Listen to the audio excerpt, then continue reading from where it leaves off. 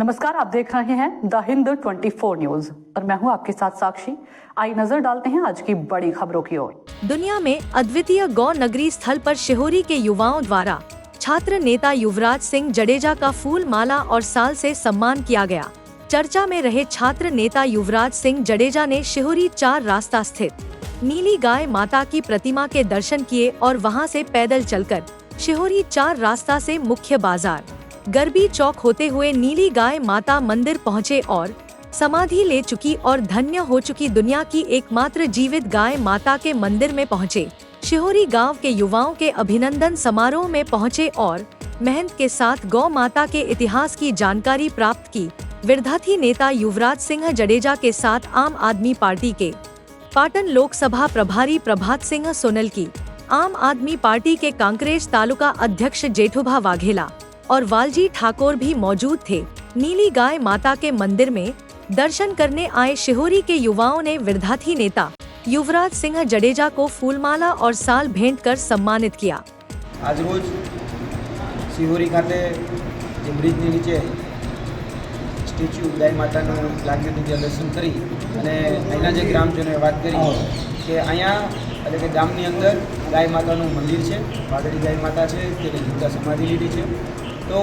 ખરેખર ત્યાં દર્શન કરવા જોઈએ। અને ગ્રામજનોની વાતને લઈ અને જ્યારે ગાય માતાના દર્શન કરવા આવ્યા અને એના જે બાપજી એના જે મહંત છે એ મહંત સાથે મુલાકાત કરી અને જે ઇતિહાસ અને જે જાણ્યો ખરેખર અદ્ભુત ઇતિહાસ અને આજથી લગભગ 150 વર્ષ ઉપર આ જે ઇતિહાસ જે છે એ ઇતિહાસ ઘણું બધું કહી જાય છે કે જ્યારે રામાયણની અંદર એક ઘટના હતી કે ભાઈ જ્યારે સીતાજીને જમીનની જરૂર પડી ત્યારે જમીન ફાટી હતી, એ જ રીતે અહીંયા ગાય માતા જ્યારે મેળો ટૂણો લાગ્યું ત્યારે ગાય માતા માટે પણ આ જમીનમાં ગાય માતા સમાઈ ગયા। એટલે આ ઘટના ખૂબ ઐતિહાસિક છે અને આ ઐતિહાસિક ઘટના જ્યારે અહીંના મહંતશ્રી દ્વારા સાંભળી ત્યારે ખૂબ આનંદની લાગણી અનુભવી। ગાય માતા હંમેશા તમામ સમાજ, તમામ વર્ગ, તમામ વર્ણને આશીર્વાદ આપે અને આ જે ગાય માતા છે, વાદળી ગાય માતા, અને અમે જે આજે કથા જે સાંભળી અને એ કથામાં જે સાર અમને જે મળ્યો કે ભાઈ સંઘર્ષ એ સમયે પણ હતો, સંઘર્ષ આ સમયે પણ છે અને જે રીતે ભૂતકાળમાં ગૌરક્ષક પ્રતિપાળનું વિરુદ્ધ જે ક્ષત્રિયોને મળેલું હતું, બ્રાહ્મણો જે છે, તો એમની જવાબદારી હવે દિવસે ને દિવસે વધતી જાય છે, કેમ કે દિવસે ને દિવસે ગાય ઓછી થતી જાય છે અને દૂધ વધતું જાય છે। તો આપણે બધાને ગાયનું દૂધ પીવું બહુ ગમે છે પણ ગાયને સાચવવી નથી ગમતી। તો આ એક સંદેશ મારે દરેક નાગરિકોને આપવો છે કે ભાઈ હવે આપણે આપણા વિસ્તારમાં જ્યાં પણ કોઈ પણ જગ્યાએ ગાય હોય તો ગાયનું રક્ષણ કરીએ, એનું સંરક્ષણ કરીએ અને એને ક્યાંક ને ક્યાંક આપણાથી થઈ શકે જો કોઈ પીડા હોય તો પીડાને દૂર કરીએ। બસ આટલો સંદેશ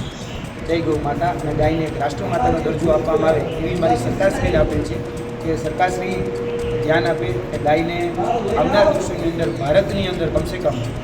એ રાષ્ટ્રીય માતાનો દરજ્જો એ આપવો જોઈએ। કેમ કે આપણે જે રીતે તિરંગાને દરજ્જો આપ્યો છે, અશોક ચક્રને જે રીતે દરજ્જો આપ્યો છે, એ જ રીતે જો ગાય માતાને દરજ્જો આપવામાં આવશે, ગાય માતાને રાષ્ટ્રમાતા તરીકેનું જો બિરુદ આપવામાં આવશે તો આ જે કતલખાનાઓ છે કે આ રીતે ગાય જે રજડી રહી છે એ રજડવાનું બંધ થશે। જય ગૌ માતા। देखते रहिए द हिंद 24 न्यूज।